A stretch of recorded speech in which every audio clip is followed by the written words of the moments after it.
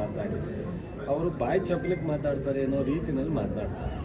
ನನಗೆ ಅದೇನು ಅದಕ್ಕೆಲ್ಲ ಉತ್ತರ ಕೊಡಬೇಕು ಅಂತ ಅನಿಸಲ್ಲ. ಸಚಿವರೆಲ್ಲ ಆಮೇಲೆ ಇವತ್ತು ಪ್ರಜಾಪ್ರಭುತ್ವದ ವ್ಯವಸ್ಥೆಯಲ್ಲಿ ಜನರ ತೀರ್ಮಾನನೇ ಅಂತಿಮ. ಅದಕ್ಕೆ ಒಪ್ತಾರ ಇಲ್ವಾ ಕೇಳಿ ಅವರು ಕುಮಾರಸ್ವಾಮಿ ಅವರಿಗೆ ಜನರ ತೀರ್ಮಾನ ಏನು ಕೊಡ್ತಾರೆ ಅದೇ ಅಂತಿಮ. ನಮ್ಮ ದೇಶದಲ್ಲಿ ಗಾಂಧೀಜಿಯವರು ಅವತ್ತಿನ ಕಾಲದ ಸರ್ಕಾರ, ನೆಹರು, ಅಂಬೇಡ್ಕರ್ ಅವರು ಸಂವಿಧಾನ ಮತ್ತು ಡೆಮಾಕ್ರಸಿಯಲ್ಲಿ ನಮಗೆ ವ್ಯವಸ್ಥೆಯಲ್ಲಿ ನಂಬಿಕೆ ಇರ್ತದೆ.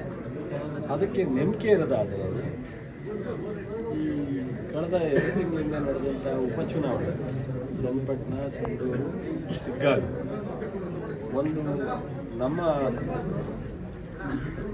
ಶಾಸಕರಿದ್ದರು, ಒಂದು BJP ಶಾಸಕರಿದ್ದರು, ಒಂದು JDS ಶಾಸಕರು. ನಮ್ಮ ಮಾಧ್ಯಮ ಸ್ನೇಹಿತರು ಮತ್ತು ಕೆಲವು ಸರ್ವೆ ಏಜೆನ್ಸಿಗಳು ಎಲ್ಲವೂ ಸಹ ನಿಮಗೆ ಗೊತ್ತಿದ್ದಂಗೆ 3 ಪಕ್ಷಕ್ಕೆ ಒಂದೊಂದು ಸೀಟ್ ಸಿಗುತ್ತೆ ಅನ್ನೋದನ್ನು ಪ್ರಿಡಿಕ್ಟ್ ಮಾಡಿದ್ರು. ನಮಗೂ ಕನ್ಫ್ಯೂಸ್ ಮಾಡಿ ನಾವೇ ಸೋಲ್ತೀವಿ ಅನ್ನೋ ಒಂದು ಪರಿಸ್ಥಿತಿ ನಾವೇ ಒಪ್ಕೊಳ್ಳೋವಂಥ ಒಂದು ಮಟ್ಟಕ್ಕೆ ನಿರ್ಮಾಣವಾಗಿದೆ. ಸೊ 25,000 10,000 ಮೇಲ್ಗಡೆ 2 ಕ್ಷೇತ್ರಗಳು ಗೆದ್ದ ಮೇಲೆ ಇದನ್ನು ಅವರ ಹೇಳಿಕೆ ಚಪಲ ಅನ್ನೋದು ಅಥವಾ ಸರ್ಕಾರದ ಬಗ್ಗೆ ಜನರಿಗೆ ವಿಶ್ವಾಸ ಕಳ್ಕೊಂಡಿದೆ ಅನ್ನೋದು ಅವರು ಅದನ್ನು ಹೇಳಬೇಕು. ಸುಮ್ಮನೆ ಲೋಕಸಭಾ ಸದಸ್ಯರಿದ್ದಾರೆ, ಮಂಡ್ಯದಲ್ಲಿ ಕೇಂದ್ರದ ಸಚಿವರಾಗಿದ್ದಾರೆ, ಅವರ ಗೌರವಕ್ಕೆ ತಕ್ಕಂತೆ ಮಾತಾಡಿದೆ. ನನಗೂ ಸಹ ಖುಷಿ ಕೊಡುತ್ತೆ. ನಾನು ಸಹ ಅವ್ರ ಜೊತೆಯಲ್ಲಿ ಮಾತನಾಡೋದಕ್ಕೆ, ರಿಯಾಕ್ಷನ್ ಮಾಡೋದಕ್ಕೆ ಒಂದು ಸ್ವಲ್ಪ ನಮಗೂ ಹೆಮ್ಮೆ ಅನ್ನಿಸ್ತದೆ. ಈ ಥರದ ಸುಮ್ಮನೆ ಉದಾಸೀನವಾಗಿ ಬೇರೆಯವ್ರನ್ನ ಟೀಕೆ ಮಾಡೋದೇ ಒಂದು ನನ್ನ ನಾಯಕತ್ವ ಅನ್ನೋದು, ಸರ್ಕಾರನ ಟೀಕೆ ಮಾಡೋದೇ ಒಂದು ನಮಗೆ ಇರ್ತಕ್ಕಂಥ ಅವಕಾಶ ಅನ್ನೋದು ಒಂದು ಥರ ಮಾತನಾಡಿದ್ರೆ ಇದನ್ನು. ಮೊನ್ನೆ ನನಗೆ ಕಾರ್ ಕೊಟ್ಟಿಲ್ಲ ಅಂತೇಳಿ ಏನು ಪಾಲಿಸ್ ಆಗಿದ್ದೀರಿ, ಇದು ದುರಂತ. ಇಂಥದ್ದೆಲ್ಲ ಅವ್ರ ಬಾಯಿನಲ್ಲಿ ಬರುತ್ತೆ ಅಂತ ನಾನು ಅಂದ್ಕೊಂಡಿರಲ್ಲ.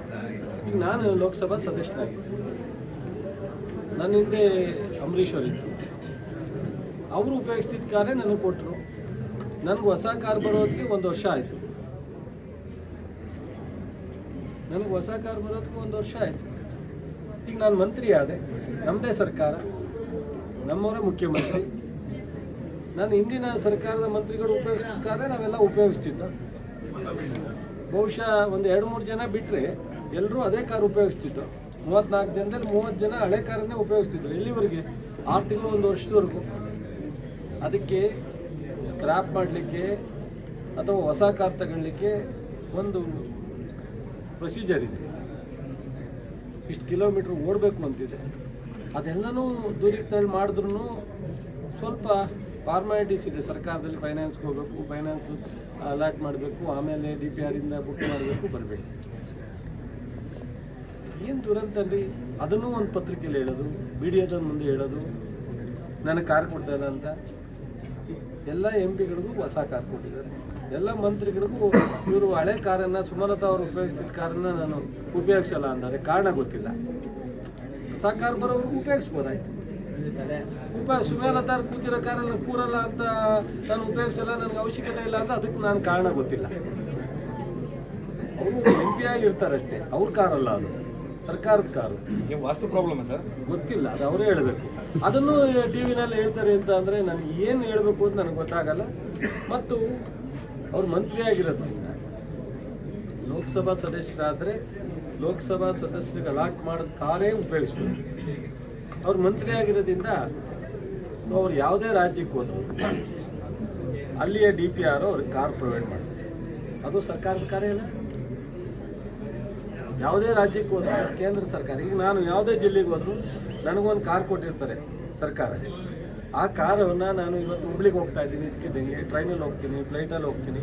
ಆವಾಗ ಅಲ್ಲಿ DC ಆಫೀಸಲ್ಲಿ ಒಂದು ಕಾರ್ ಇರುತ್ತೆ, DP ಕಾರ್ ಅಂತ. ಆ ಕಾರನ್ನು ನಾವು ಉಪಯೋಗಿಸ್ಕೊಳ್ಳೋದಕ್ಕೆ DC ಅವರು ಕಳಿಸ್ತಾರೆ. ಆ ರೀತಿ ಪ್ರೊವೈಡ್ ಇರುತ್ತೆ. ಏನದ್ರ ಅರ್ಥ? ಈ ಥರ ಮಾತಾಡ್ತಾರೆ. ದಯಮಾಡಿ ನಿಮಗೆಲ್ಲ ರಿಕ್ವೆಸ್ಟ್ ಮಾಡ್ತೀನಿ, ನೀವೇ ಕೇಳಬೇಕು ಅಥವಾ ಇಲ್ಲ, ನಾವು ಇದಕ್ಕೆಲ್ಲ ಉತ್ತರ ಕೊಡೋ ಅವಶ್ಯಕತೆ ಇಲ್ಲ ಅಂತ ಅನ್ಕೋತೀನಿ. ಸತ್ಯವಾದ ಹೇಳ್ತೀನಿ ಕೇಳ್ರಿ. ಆ ಹರಿಶ್ಚಂದ್ರ ಹೋದ ಮೇಲೆ, ಹರಿಶ್ಚಂದ್ರ ಮುಗಿದ ಮೇಲೆ ಎಷ್ಟು ವರ್ಷ ಆಗಿದೆ ಅಂತ ನಾನು ಕರೆಕ್ಟಾಗಿ ಗೊತ್ತಿಲ್ಲ. ಎಷ್ಟು 1000 ವರ್ಷ ಆಗಿದೆಯಾ ನನಗೆ ಕರೆಕ್ಟಾಗಿ ನಿಜವಾಗಿ ಗೊತ್ತಿಲ್ಲದೆ ಹೇಳೋದು. ಅವ್ರು ಹೋದ್ಮೇಲೆ ಇವರೇ ಅಂತ ಕಾಣಿದೆ, ಲಂಚ ಮುರ್ದೇ ಇರೋರು, ಬೇರೆಯವರಿಂದ ದುಡ್ಡು ಈಸ್ಕಡದೇ ಇರೋರು, ಯಾವುದೇ ಸಹಾಯ ಪಡೆದೇ ಇರೋರು, ಯಾರು ಈ ಭೂಮಿ ಮೇಲೆ ಸ್ವತಂತ್ರ ಬಂದ ಮೇಲೆ ಇದ್ದರೆ ಅದು ಕುಮಾರಸ್ವಾಮಿ ಒಬ್ಬರೇ ಅನ್ನೋದ.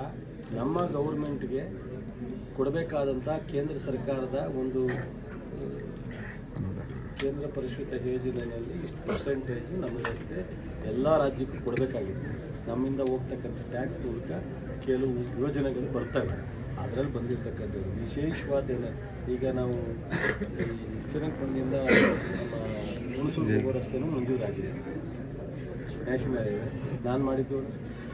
ಈಗ ಬೆಳ್ಳೂರಿಂದ ನಮ್ಮ ಬೀದರ್ ಶ್ರೀರಂಗಪಟ್ಟಣ ರಸ್ತೆನೂ ಸಹ ನಮ್ಮ ಬೆಳ್ಳೂರು ಹತ್ರ ಮಂಜೂರಾಗಿ ಟೆಂಡರ್ ಆಗಿದೆ. ನನ್ನ ಕಾಲದಿಂದನೂ ಮಂಜೂರಿಗೆ ಈ ಕಾರಣಾಂತರ ಅದು ಮಧ್ಯ ಚುಂಚನಗಿರಿ ಟು ಬೆಳ್ಳೂರು ಕ್ರಾಸು ಸ್ವಲ್ಪ ಓವರ್ ಬ್ರಿಡ್ಜ್ ಮಾಡಬೇಕು ಅಂತೇಳಿ ನಿಂತಿತ್ತು, ಮಾಡಿದ್ದು ಟೆಂಡರ್ ಮಾಡ್ತಿದ್ವಿ. ಇವ್ರನ್ನೆಲ್ಲ ಹೇಳ್ಬಿಡ್ತೀನಿ. NH ಅದುವೇ ಯಾವುದು ಚನ್ನಪಟ್ಟಣ ಟು ಮೈಸೂರು ಅಲ್ಲಪ್ಪ. NH ಯೋಜನೆ ಈಗ ಇಲ್ಲೇ NH ಕಲಿಸ್ತೀನಿ ನಮ್ಮ ಮಂಡ್ಯಕ್ಕೆ. ಈಗ ಮೊನ್ನೆ ನಾವು ನಮ್ಮ ಎಲ್ಲ ನಾಗರಿಕರು, ಸಾಹಿತಿಗಳು, ಕಲಾವಿದರು ನಮಗೆ ಒಂದು 2 ಟಾಸ್ಕ್ ಕೊಟ್ಟಿದ್ರು. ಕಲಾಮಂದಿರ ರಿನೋವೇಷನ್ ಮಾಡಬೇಕು ಮತ್ತು ರೈತ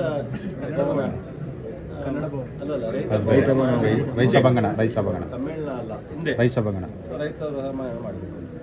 ನಾವು ಈಗ ಕಲಾಮಂದಿರ ಮಾಡಿದೆ. ರೈತ ಸಭಾಂಗಣ ಮಾಡೋದಕ್ಕೆ ಮುಂದಾಗ್ತಿದ್ದಾಗ ಅವರು ನಾನು ಮಾಡ್ತೀವಿ ಅಂತೇಳಿ DC-ಗೆ ಲೆಟರ್ ಬಂತು. ಮಾಡಲಿ, ಒಬ್ಬ ಲೋಕಸಭಾ ಸದಸ್ಯರಾಗಿದ್ದಾರೆ, ಮಾಡಲಿ ಅಂತ ಬಿಟ್ಟು ಅದನ್ನು ಮಾಡ್ತಾ ಇದ್ದಾರೆ ಅಂತ ಹೇಳಿದ್ರೆ ಅದಕ್ಕೆ ಅರ್ಥ ಇದೆ. ಈಗ ಪ್ರತಿ ರಾಜ್ಯಕ್ಕೆ ಬರಬೇಕಾದಂಥ ನ್ಯಾಷನಲ್ ಹೈವೇ ಮುಖಾಂತರ ಅನುದಾನವನ್ನು ಅದು ರೆಗ್ಯುಲರ್ ಆಗಿ ಬರ್ತಕ್ಕಂಥದ್ದು. ಅದನ್ನು ಒಬ್ಬರು ಲೋಕಸಭಾ ಸದಸ್ಯರಾಗಿ ಎಲ್ಲ ವಿಚಾರದಲ್ಲೂ ಸಹ ಅವರು ಈಗ ನೋಡಿ ಇಲ್ಲೂ ಬೋರ್ಡಲ್ಲಿ ಹಾಕಿದ್ದೀವಿ ಕುಮಾರಸ್ವಾಮಿ ಅವರು.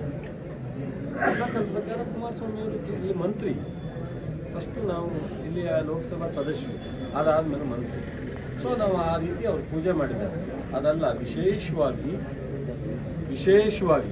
ಹೇಳ್ತಾ ಇದ್ದೀನಿ, ಏನಾದ್ರೂ ವಿಶೇಷವಾಗಿ ಈಗ ಒಂದು ಕೆಲಸ ಮಾಡಿ, ಇಲ್ಲಿಂದನೇ ನಿಮ್ಮ ಮುಂದೆನೇ ನಾನು ರಿಕ್ವೆಸ್ಟ್ ಮಾಡ್ತೀನಿ. ನಾನು ಚಾಲೆಂಜು ಮಾಡಲ್ಲ, ಅವರಿಗೆ ಗಡುವು ಕೊಡಲ್ಲ, ರಿಕ್ವೆಸ್ಟ್ ಮಾಡ್ತೀನಿ.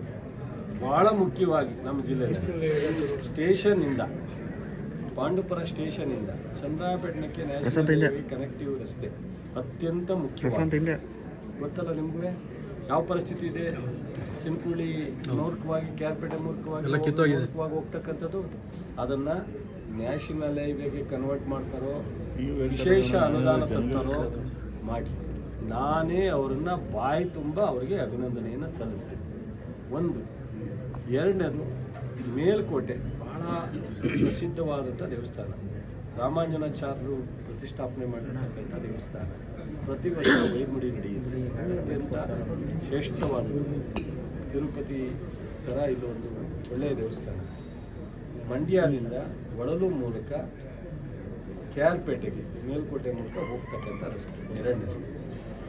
ಮೂರನೇದು, ಮಂಡ್ಯದಿಂದ ಬಸರಾಳ ಮೂಲಕ ನಾಗಮಂಗಲ, ಬೆಣ್ಣನೂಲೆ ಮೂಲಕ ಕದವಳ್ಳಿ NH ಸೇರಿ ಈ 3 ರಸ್ತೆಯನ್ನು ಅವರು ನ್ಯಾಷನಲ್ ಹೈವೇ ಕೇಂದ್ರ ಸರ್ಕಾರದ ಅನುದಾನದಲ್ಲಿ ತಂದು ಮಾಡಲಿ. ನಾನು ರವಿ ಅವರನ್ನು ಕರೆದು ಸಾಲೋಚಿಸಿ ಸನ್ಮಾನ ಮಾಡಿ, ವಿಶೇಷ ಅನುದಾನ. ಅದು ಬಿಟ್ಟು ಏನೋ ಕ್ಯಾಶುವಲ್ ಆಗಿ ರೆಗ್ಯುಲರ್ ಆಗಿ ಅಲಾಟೆ ಮಾಡಿದ್ದ ಅನುದಾನದಲ್ಲಿ ನಾವು ಮಾಡ್ದೋ.